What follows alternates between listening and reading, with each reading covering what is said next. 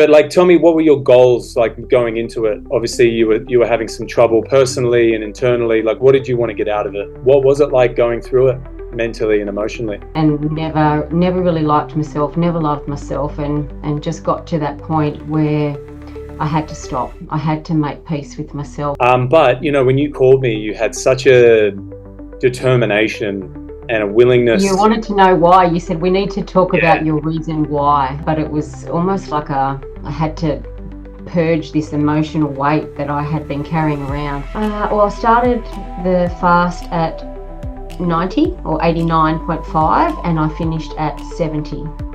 You're not going to win the war with yourself by hate, shame or guilt. You only win that battle through love. All right. Well, I would love to just thank you for being here, and honestly, it's just great to see your face again. I feel like we haven't seen each other in a while.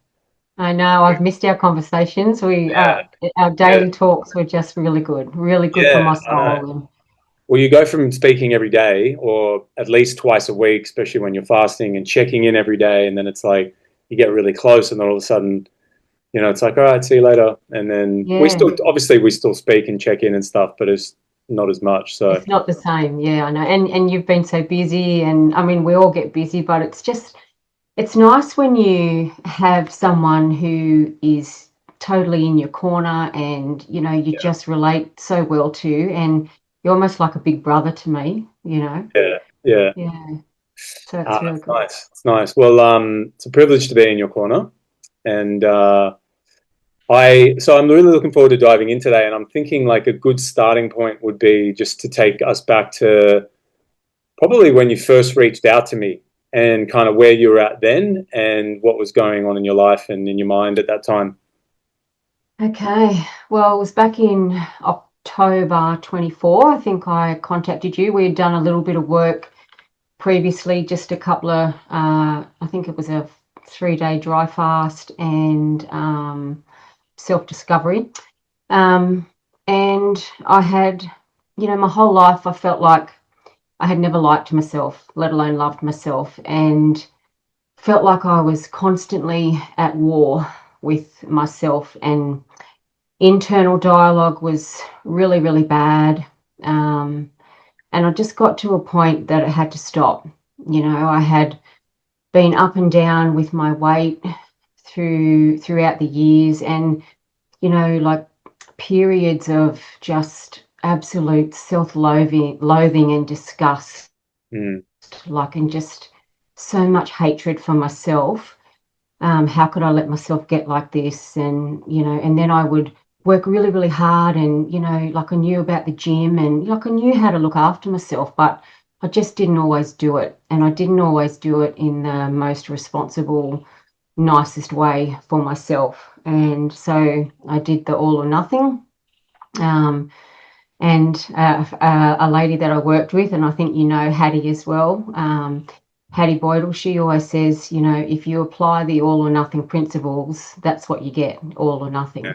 yeah, And I feel like that's what I did for pretty much my whole life. mm, And never really liked myself, never loved myself, and just got to that point where I had to stop. I had to make peace with myself. And so I was laying I swim every morning, and I was laying in the ocean baths just after my swim. And what if I decided to make a peaceful gesture and have a fast that represented a day for each day of my life?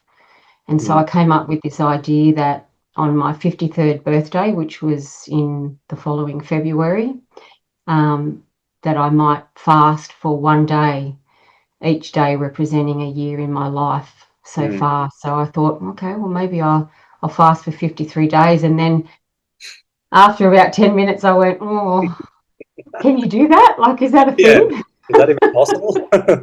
Yeah. And so Yeah. that's when I reached out to you, because, I had worked with you a little bit previously, and I trusted you, and I just felt so at ease with you and comfortable with you. So, Yeah. yeah, Yeah. reached out, and that's where it started. Yeah, I remember it well because when you reached out and you told me your plan to do a 53-day fast, I was like, Like I've had a number of people reach out to me to do 40-day fast because they've heard that I've done one, and you know, and honestly, no one out of all the people, and there's probably been about 10, no one's actually completed the 40 days. Some people have gotten close. So the closest was like maybe 34, 35 days. Yeah. So yeah, when you said 53 days, I was like, whoa, you know, like that's my immediate reaction to that is, well, like it's obviously extreme. And I always say I want people to know as well that I don't recommend that to anybody. Like I've never recommended anybody even do a 40-day fast Mm. because it's really not necessary that people do that. But you know, when you called me, you had such a determination and a You willingness. wanted to know why. You said we need to talk about Yeah, your reason why, and yeah, it was so much more than I think what you thought. Like it was, more than like I was lucky enough that I didn't have a health crisis or anything like that, but it was almost like I had to purge this emotional weight that I had been carrying around for yeah. ever, and I think you got that. Yeah. I did. I got it, and I also like really got your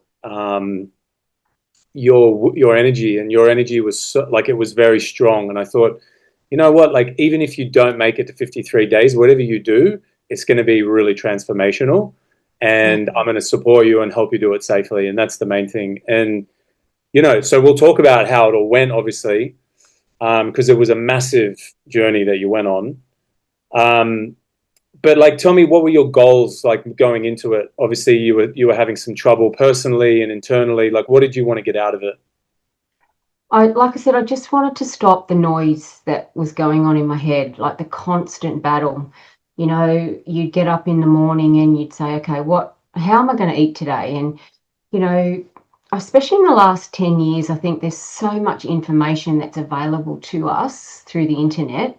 And I'm of the era that, didn't have Google for a long time. Mm, And so the information that you had was really limited, but now we've just got an abundance of information and it's so conflicting and confusing. What is good for weight loss is not necessarily a healthy option. Like, had idolized and been around a lot of people who were friends and were in the bodybuilding industry. And, I mm, loved the way that they looked. But after a while, I learned that, especially competing in bodybuilding, it's not healthy. It's really can be detrimental to your health. So, the constant noise of not being good enough, you can't stick to a diet for, even a day. Every Monday, you'd start something different. And I just was so tired of that constant emotional, mental battle that I would have with myself every single day. And then, if you didn't follow through with the plans that you had made, because, we all have goals, and if you don't reach them, the shame and the guilt and the disgust that comes with not reaching that goal, yeah, I think is probably more harmful than, um, you know, the physical thing of not reaching the goal. The way that we speak to ourselves is so, so harmful. mm, And it just had to stop. Like I was just miserable. yeah, Even I had lost a lot of weight at one point the last time, for my son's wedding. And I bought this really expensive dress, and everyone said I looked amazing. And all I could do was look at the pictures of myself in the dress and just I felt like a stuffed sausage. I still picked myself to pieces and I still was not happy. And I just said to myself, enough is enough. Like you have to stop this war. You have to make peace with yourself. And that was, yeah, where the idea of the fast just came into it. It was just like, well, what if you spent one day, and for that one day you focused and went back to each year of your life and just said sorry for all the harmful things that you said, mm, that other people said, that you allowed them to say, things that people may have done to you that you carried a lot of hate or, discomfort around. What if you just let all that go? And I know surrendering such a cliche word, but it was like just let it go, just surrender, just go. whatever, just get rid Yeah, of it. Yeah. yeah. Well, it is like fasting is a surrender in such a big way, and most people, that's probably one of the hardest things for most people when they fast is they can't surrender because there's so much conflict, that's internal conflict, that's coming up when they're fasting because they're not suppressing anything anymore. So, what I'm hearing from you is that the fast was about much more than just losing weight, and I love that because I don't recommend people do fasting just for the pure goal of weight loss, even though I think it is one of the healthiest ways to lose weight because it's not just about losing body fat, it's also Mm. about cleansing the body, which is it's a healthy thing to do for a lot of reasons, for regeneration, but also for healthy weight loss as well. It's so Um, interesting, Cindy. Like I feel like my whole life I was trying to lose weight, but when I decided to do the fast, the weight loss thing didn't even into it at yeah, all. yeah, Yeah. that's interesting. Well, because, like, and I'd love for you to speak on this as well. Like, I feel like I've never had big battles with weight, but I've definitely had periods in my life where I really struggled just with how I felt about myself. And then my body would change as a result of that. My relationship with food would change as a result of that. I had years and years, and not many people know this, but of like major food abuse and like overeating and binge eating. Um, and that wasn't even that long ago. That was probably like 4 years ago that I really overcame it.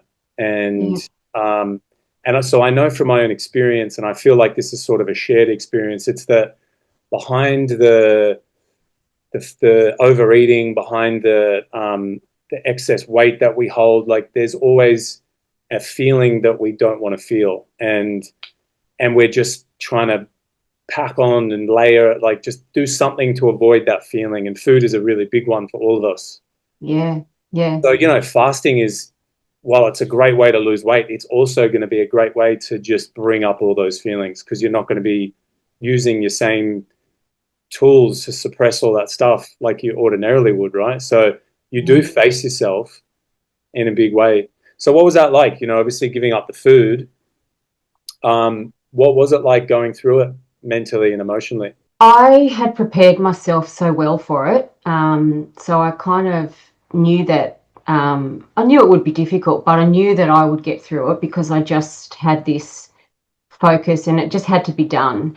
But, looking back, I think about the reason for fasting and I think about the reason I got to where I was at the beginning to start with, like age 8 to 10, I started getting interest from boys and men and, didn't know how to handle that. And so I look back at the photos from that age and my appearance started to change. I had my hair cut short and, you know, I, I started to eat more, and I spoke to my dad about this and, mum would hide food in the cupboard and I would have this just zone in and find it. I would just, she'd cook slice for us kids and, we'd be rationed because there was a lot of kids in the family. And, I felt like I would just need more, more, more, more.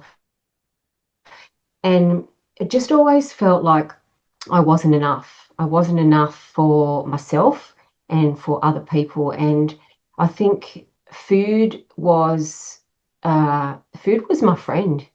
Food was a friend for me. And I know that sounds a bit lame when you say it like that, but food was so much more than just food. It was a best friend, it was a loving partner, it was just filled the void. Yeah, But in the same way, on the flip side of it, it actually contributed more to the void.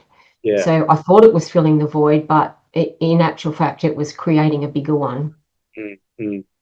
Well, yeah, Yeah. because you get stuck in this repetitive loop, don't you? Like have this feeling you don't want to feel, so you eat, and there's a very temporary relief from that feeling. But then the overeating creates, for me, it did anyway, like a whole host of other really uncomfortable feelings, like guilt, a lot Yeah. of shame, and the worse I felt, the more I wanted to eat to get rid of that feeling. And you just you find yourself in this kind of dark hole of food. And it could be anything. It could be alcohol. It could be pornography. Yeah, It could be. There's so many things that we use to like cover up these feelings. But food is the one that really shows. Obviously, it changes the way we. It changes yeah. our physical body. Changes the way we feel in a big way. So I feel like it's the hardest of like we call it a drug of choice, but I yeah, feel like it's the hardest drug of choice because, if you have alcoholism or you're a drug addict, you can just go cold turkey and yeah, refrain, yeah, as hard as that would be. But food, you have to eat at yeah, some point. You still have to eat. So it's like saying to an alcoholic, you know, give it up, but you've got to choose what to have 3 times a day, or for however many times you're going to eat during the day. yeah. So it's a really tricky one. Well, also, it's a good point you make because food is one of those ones where it's a bit more socially acceptable. People are like, Mm, oh, they've put on a bit of weight, or they have no idea whether how out of control someone might be with food because most of the time people are doing it in private. If it's alcohol, it's like people get around them, they're supportive. If it's a drug, they get around them, supportive, and they'll help them get help and go to meetings or whatever it is. But if it's food, people don't really say much. Like yeah. they just kind of let it go by, and it's a bit more socially acceptable. So it becomes a bit of a harder battle, I find, socially. And yeah, so I wanted to ask you.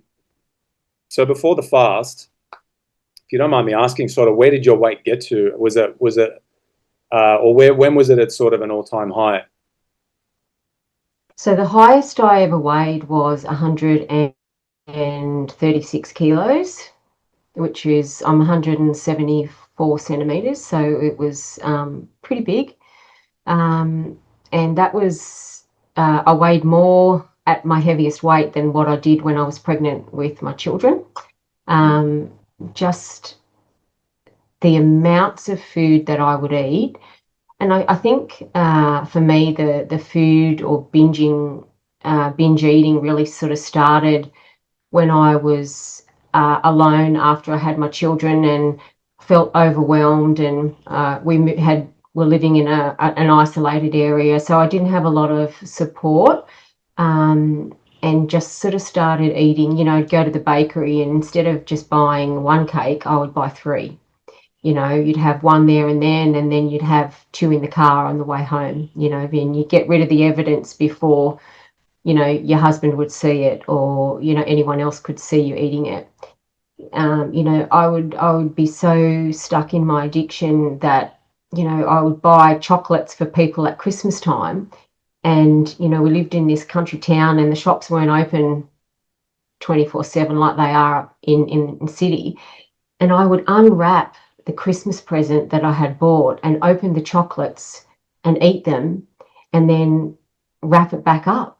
I was so addicted. Like it was like a gobbledonk. I just could not stop. yeah. And like I said, the cycle just started. But yeah, like I got to 136 kilos, and it was just morbidly obese. Yeah. Mm, mm. When you called me, you were I can't remember how much you weighed then, but I think you were less than that. Uh, Yeah, I was about 90 kilos when I okay, started my fast. Yeah. right, okay. So you'd spent already quite a bit of time losing the weight from that 136. Yeah. Well, so I think it was back in, I tried all the weight loss tricks over the years, the Duromine, the HCG injections, which was a hormone, like a pregnancy hormone that you would inject, and you could eat, 500 calories a day, and like just so many things. And I got to the point in 2018, and I decided to have a gastric sleeve surgery. So I did that, and I lost quite a lot of weight. And then probably it took 12, like they say, gastric sleeve surgery is a tool.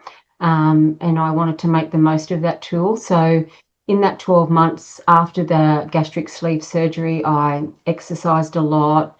was really sort of fairly conscious of what I was eating, and lost a lot of weight. I probably lost 60 kilos, and got down to about probably 80 kilos, I guess. Um, and then I actually had a round of skin removal 12 months after my weight loss surgery. So I had a tummy tuck, and it was like a full circumferal body lift. Yeah. And I thought, yeah, that's pretty good. I'm feeling comfortable. The surgery, it was a big surgery, so a lot of time to recover. But then what I found was I started to eat again. I started eating the wrong things. And I've later learned that that's part of the healing process. Your body needed more nutrients to help with that healing process. But at the time, I was just eating, and I didn't understand why. And then the shame and the guilt. And it's like you've spent, all this time and all this money, and you've chopped yourself to pieces, and you still can't control what you're eating. You still can't manage that. Like, I Mm. just the thinking and the self hatred was so high. And um and then my son got really unwell. So I had put on a lot of weight again after my surgeries. And then my son got really unwell, and had a quite a I won't talk about it because I've not asked him about sharing his story, but he had a Yeah. very, very big health scare, and that sort of really woke me up as well to my own health. And I decided that I needed to lose weight again, and didn't take any weight loss therapy or help for that one. Just sort of did it the old-fashioned way, eat less, move more, focus on protein, those sorts of things, and managed to lose another 20 kilos. Mm. So again, up and down, Yeah. the whole yo-yo, all or nothing. But I think the lowest weight that I ever got to just with a diet was probably about 80 kilos. Yeah, Right. Okay. So it yeah, sounds like there was a lot of focus on like weight loss and the physical, probably not as much focus on what was going on internally. It sounds like. yeah, Yeah. yeah, So I think that all was where it started to shift when you came to do the fast. I think that's where, and I wanted you to talk about that is kind of, so if we get to the fast now, it's like the fast was really about you giving back to your body, as you said. yeah. Yeah, like I said, enough was enough, and I had to just make peace and give my body a rest. Like, I had to just go, okay, let's just stop all the numbing. Let's just see what my body can do, and heal from. Like I said, I didn't have any major health concerns that I could see, um, but the fast certainly showed me where I was lacking that I didn't know about. Things like the color of my skin, my eyes, the clearness of my eyes, my hair, all of those things that I didn't really think were an issue. They just really changed a lot during the fast, and not so much during the fast, but afterwards. Like when you start reintroducing the fruit, and fruit's been an absolute game changer for me. And for so many years, I remember my bodybuilding coach calling a banana a sugar stick. You couldn't have a banana because it's just full of sugar. And it was like, oh, so fruit was always demonized, and you could never really have it, even on a keto diet. You just can't even eat an apple. And it Yeah. just, I don't know, like I think you get to that point where you've done so many weight loss things, you just, yeah, like I said, the confusion was there, but now you get to the other side, and it's a realization that not everything that makes you lose weight is good for you. Yeah. Yeah, definitely. So you ended up doing a significant fast. How many days was it? Well, I was hoping to do 53 because, as I said, I started on my 53rd birthday, and I wanted to have one day represent each year. So I set out to do 53, but we only got to 51. And when I look back now and revisit that, I kind of think that was the perfect time, 51, because I had this photo of myself that I always would look at as a 2-year-old girl. And it used to invoke so many emotions in me. I would look at it and just go, oh, I was just beautiful. I just had, I remember the photo. I remember having it taken, and I had this pink dress on, and I remember the texture of it and the smells. And yeah, it was just a 2-year-old photo, and it just would bring out so much emotion in me. And yeah, 51 days in the end was the perfect timing, because it landed me back at that 2-year-old girl. So Yeah, yeah, I love that. And I yeah. don't think anyone's going to hold it against you that you only did 51 days. I actually, before our call, I listened to the call I made to you on that 51st day, and the day I decided to stop fasting, and I was kind of disappointed that I hadn't reached my 53 days. Mm, And I didn't really get emotional too much during the fast, but on that call to you, I was pretty emotional and actually shed a tear, and just a little bit disappointed that I didn't get to the whole 53 days. But I look mm. back now, and I always think about the things that you say to me. You are exactly where you're meant to be at this point, and what happens to you for a reason. And yeah, you're exactly where you're meant to be at this Yeah, point in yeah. life. Yeah, Yeah, like you had an absolutely incredible fast, and it's a really unique one that stood out to me because we we didn't really spend much time at all, if any, talking about your weight. We would meet every week while you're fasting. We met twice a week, and our calls would go for an hour or more sometimes, and yeah, like we would just spend time talking about how you felt and the inner journey that you were going on, and that was really the most important thing, wasn't it? It was really just about absolutely. getting back in touch with yourself and falling back in love with yourself and your life. And you know what, Cindy, you helped me do that. Like, I remember my brother, I said to him, I'm going to have a fasting coach. And he said, what do you need a fasting coach for? I can tell you to stop eating. Yeah, But you were so much more than just a fasting coach. You were my life coach. You really were able to open me up and talk about things that, couldn't talk to other people about, but didn't feel safe enough talking to other people about. So yeah, I think the fast for me was so beneficial and lasted so long because I felt safe with you mm, as my coach, guiding me along the way. yeah, yeah. Yeah, Well, and you were going through it. Like it wasn't easy. Let's not make it seem like it was easy to people, because it wasn't. yeah, Fasting's yeah. never really easy. And so tell us a bit about it. Like, what were the sort of big challenges that you faced throughout? I think for me, the biggest one was the lack of energy. I'm normally an active person, and do a lot of exercise, and I knew that I wouldn't have the energy to do a lot of things, but the lack of energy really hit home. And just the boredom, like, just, yeah, and that's the confronting part, because normally the boredom I would replace with food. And when I knew I couldn't have that, it's like, what do I do? And I was still guilty of scrolling on my phone, probably more than I would have liked to.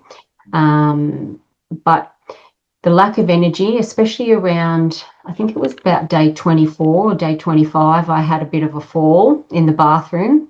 Yeah, I got up, yeah, to go to the toilet in the middle of the night. So that was another thing, you couldn't go too far from the bathroom. So you're always drinking and weeing. But yeah, had a bit of bathroom ping pong going on, and sort of cracked my head on the tiles in the bathroom, and just got really dizzy. And I think that's when, my family started to worry a little bit. 24 days was a long fast anyway, but, to realize then that I was probably only halfway through what I wanted to achieve was quite scary and confronting for them. So having to sort of feel like I've always been a people pleaser. I've always tried to do what I thought was right for other people, but having to really just stick to what I wanted and what felt right for me was really difficult. Normally I would just go with the flow and say, okay, well, yeah. And I nearly did. I nearly did stop the fast after that. And after having spoken to you, you gave me a different alternative. And we introduced a little bit of coconut water. And that Yeah. was a game changer, absolute game changer. I was able to have a little bit more energy. Still couldn't run marathons or anything like that, obviously, but Yeah. had a Yeah. little bit more energy to get up and not feel dizzy every time, and just sort of still function.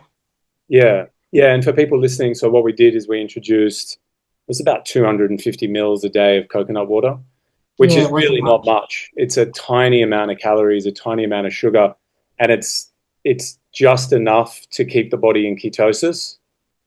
Uh, I learned that at a fasting retreat that I work at it here in Bali, and they do that for people who are just having a really really hard time.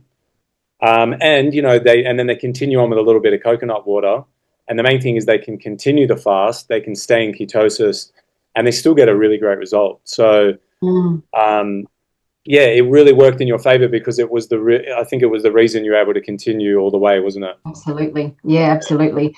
The other big key moment for me in the fasting was when we did a 3-day dry fast in there, and that was Yeah, day 44, I think it was. We yeah. no 41 to Did I 44. sign off on that? You did. Wow.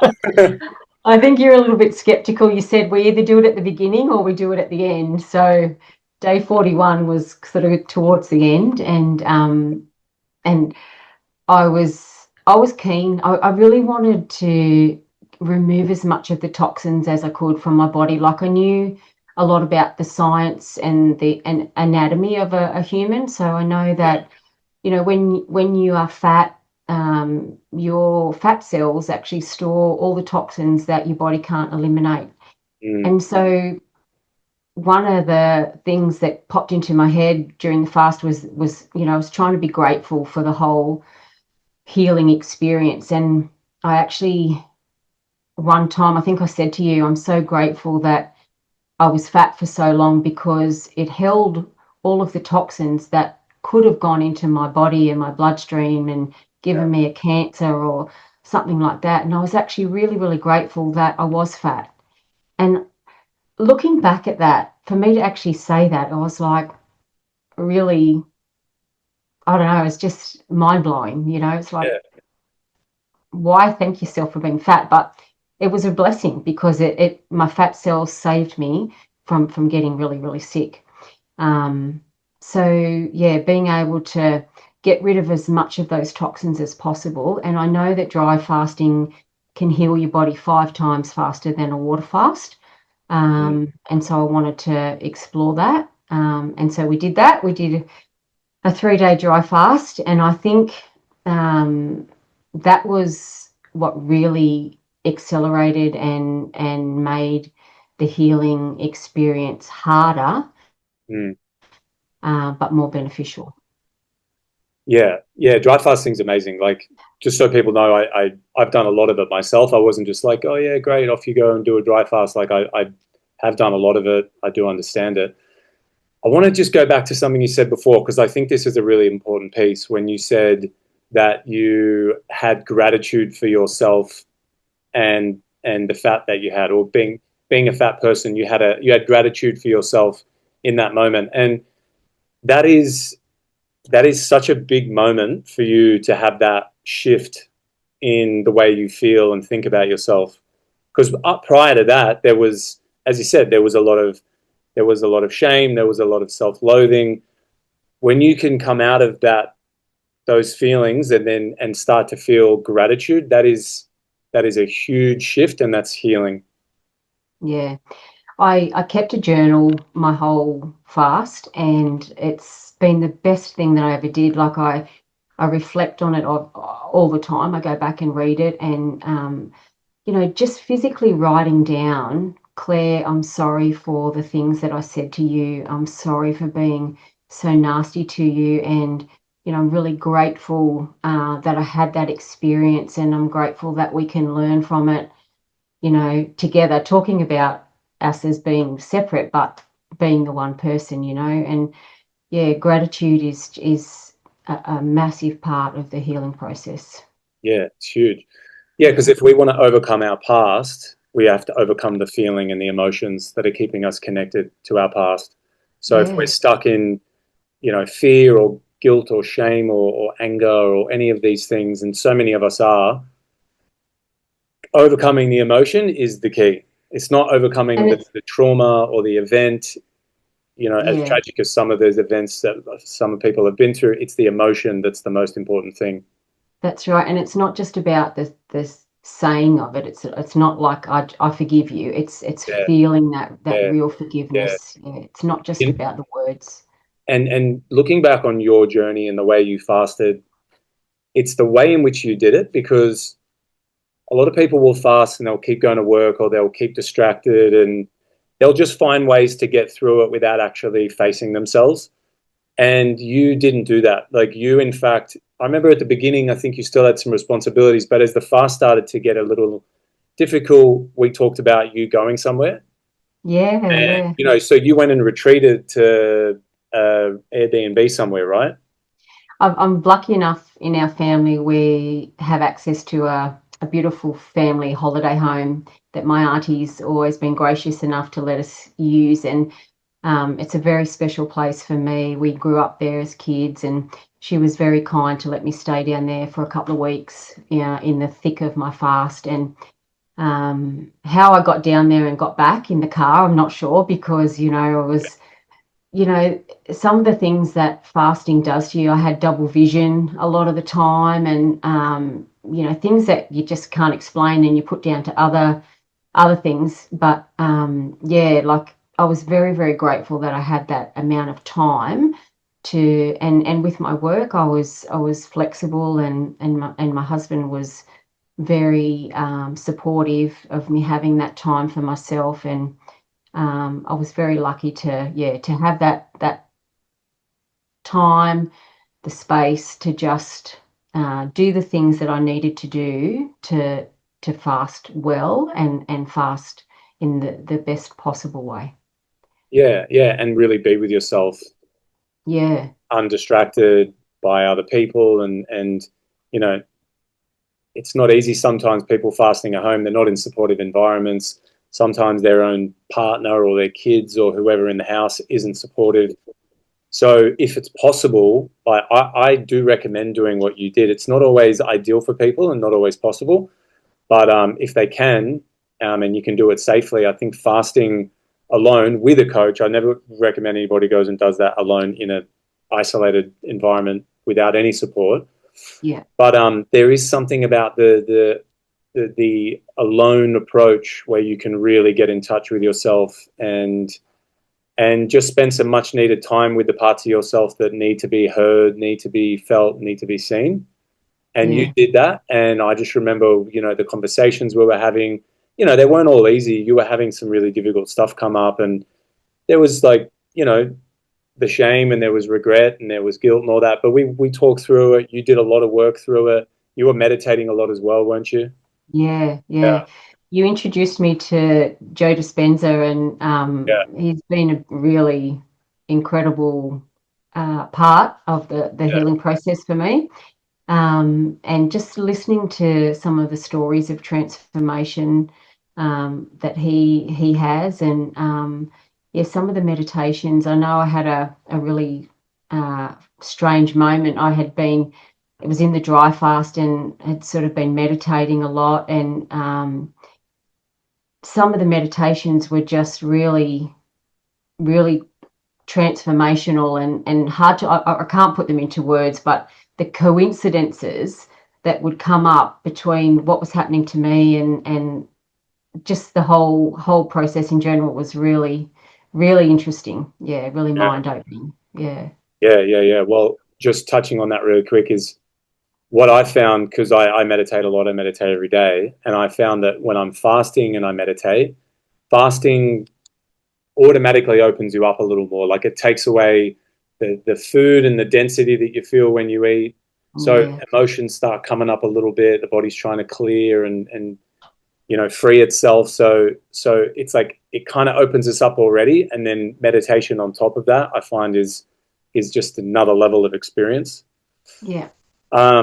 So I wanted to also talk about, because there was that one other thing that happened that was kind of odd. I'd never seen it before, but it was around day 26 or something, and you had a full menstrual cycle. Oh, yeah, yeah.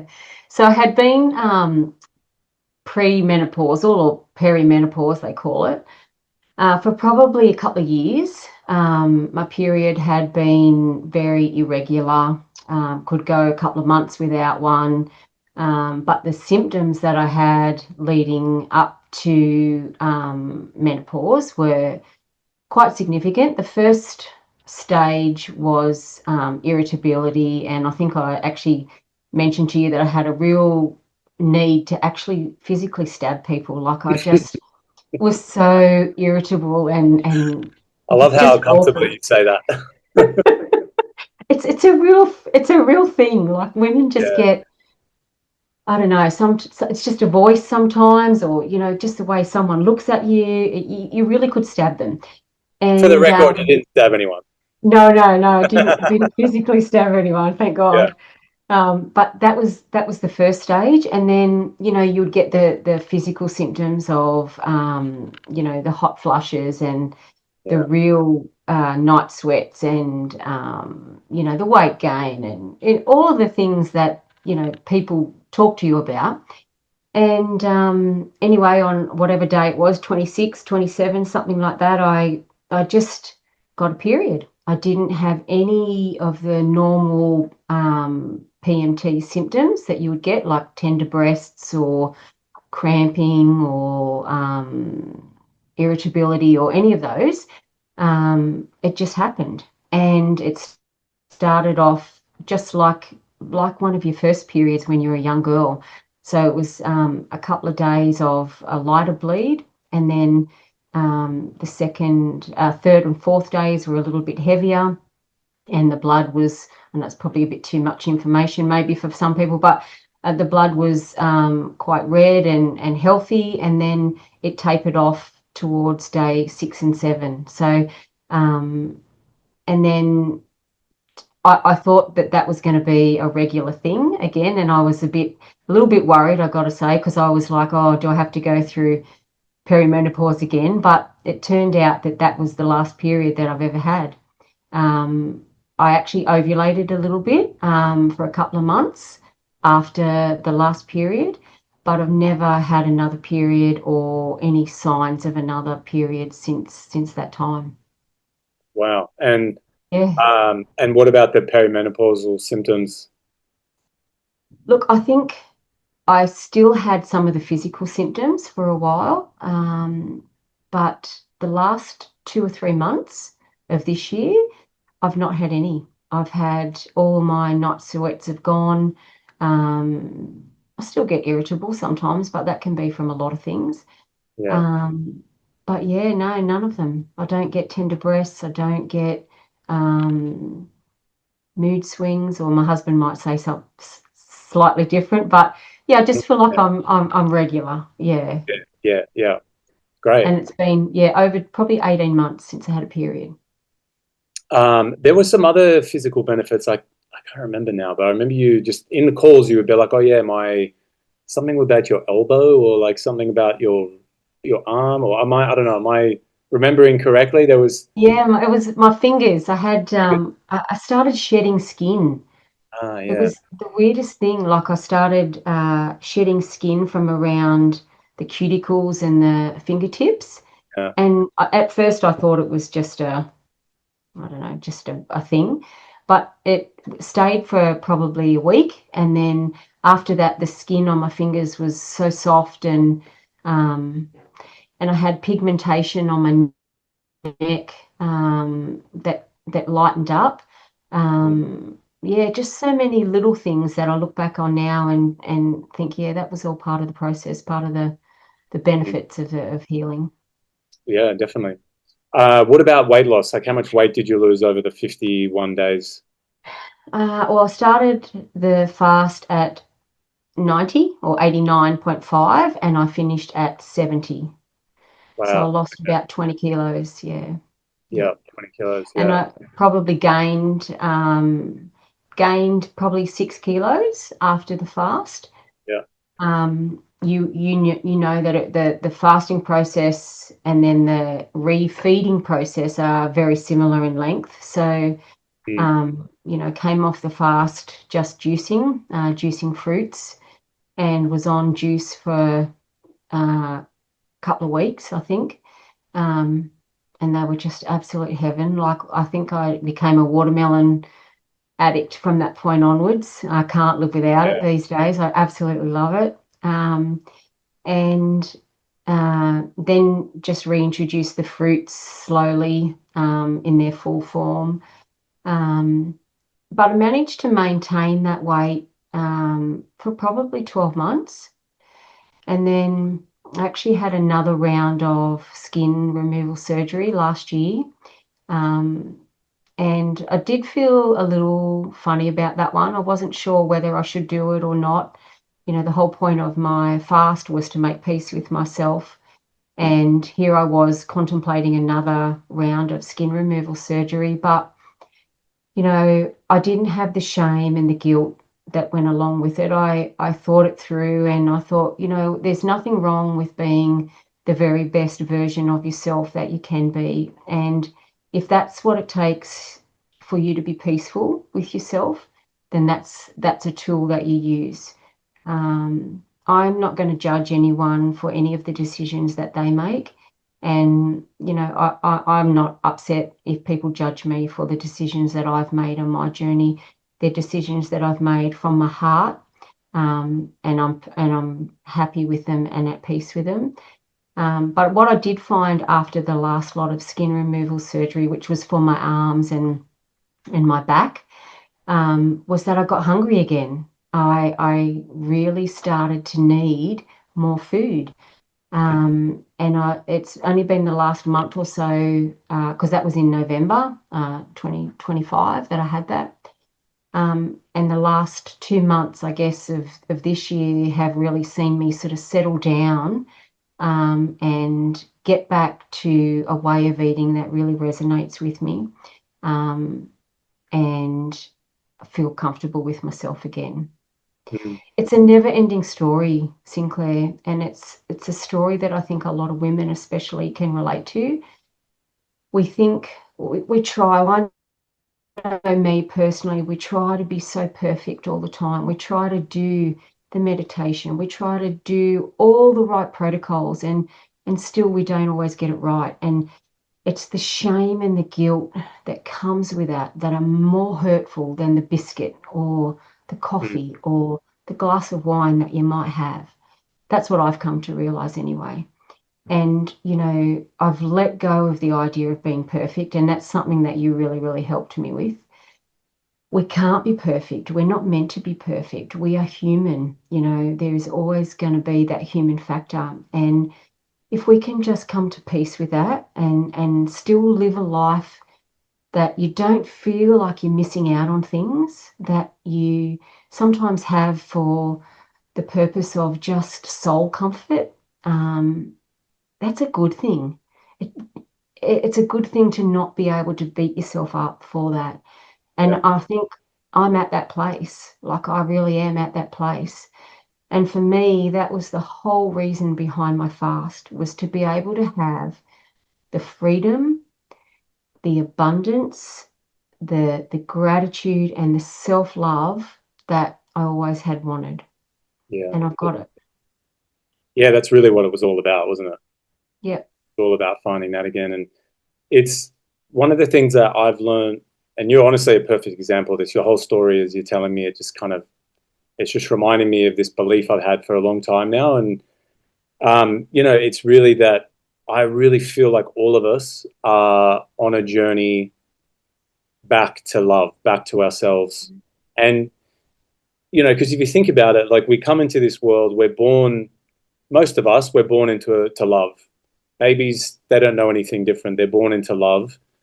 and that's their whole world until things start to change a little bit and they get older and their environment changes and they're exposed to more things. And we start to kind of fall out of that wholeness and that love, and we start to learn about duality and other emotions and other experiences. And some of us get so far away from that love that we just spend the rest of our life trying to find it again. But we're trying to find it with material things, and we're trying to buy things or own things or find other people to love us or whatever. There's so many ways that people try to find that feeling again.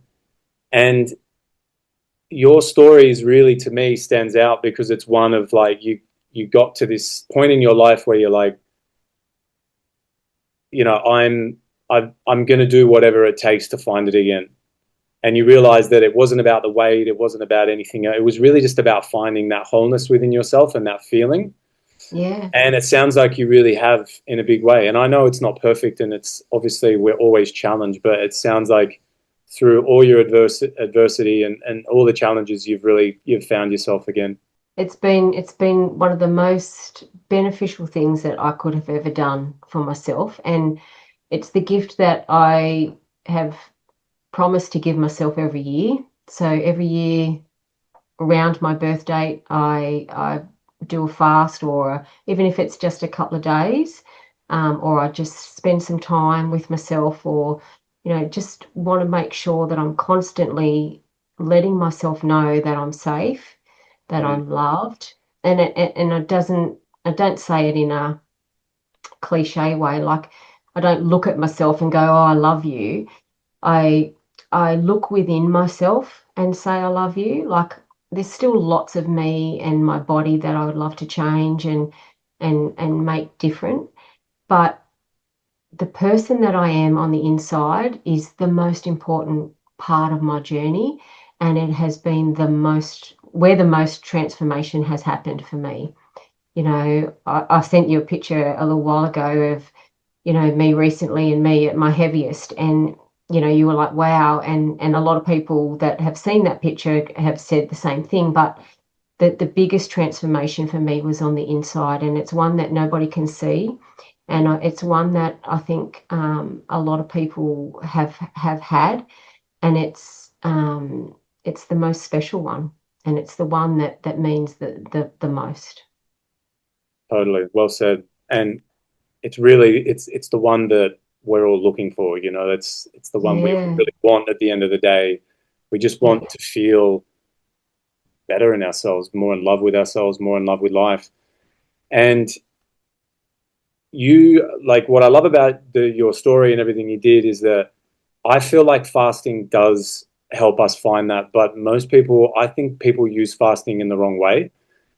A lot of people use fasting as like a quick fix. They want to lose weight, and they're not doing it to really go inward and address what's going on internally. But I've always Mm, believed that fasting, when done correctly, it really is one of the highest forms of self-love.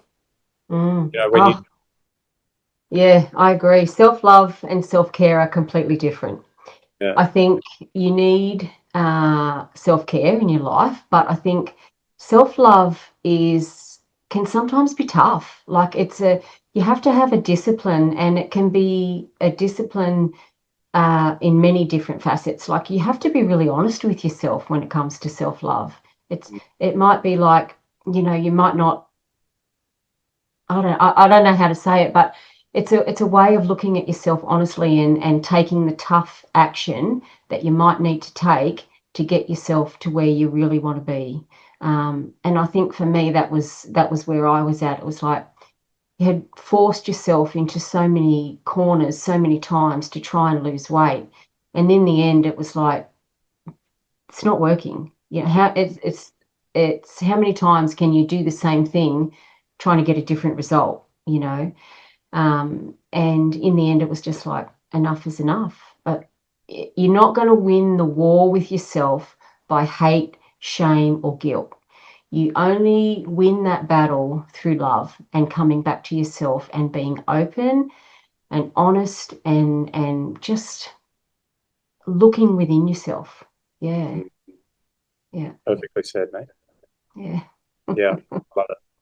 So tell us then kind of where you're at now. The fast was, when did we do that? We finished it, it was probably a year and a half ago. Yeah, we finished it a year and a half ago. Yeah, Um, like I said, I'm weighing about 85 kilos these days, yeah.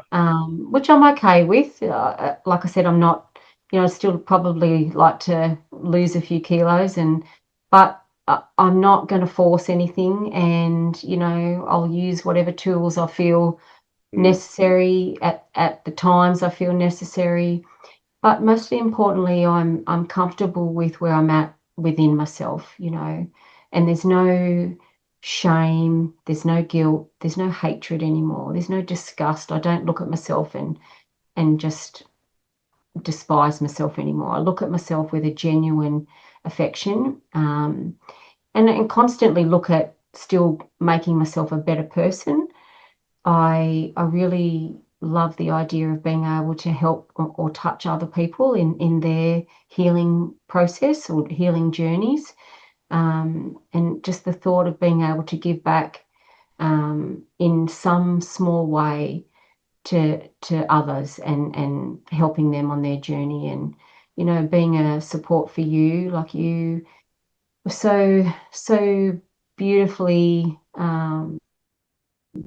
and professionally uh, sponsored me, I guess is a way of saying it. And from that I got so much, and I really value and appreciate that, and can't thank you enough. thank you. Yeah. Appreciate it. Yeah. Well, without a doubt, you have helped so many people just by sharing a story. And I know that people watching this have, without a doubt, taken so many valuable insights away. So I just want to say thank you very much for coming on and sharing so vulnerably, because it's not easy. Let's face it, Not easy. not easy. Not for Um, me anyway. I'm not used to it. yeah. It's I've been doing it for years and it's not easy. So it's like, but I know how impactful it is.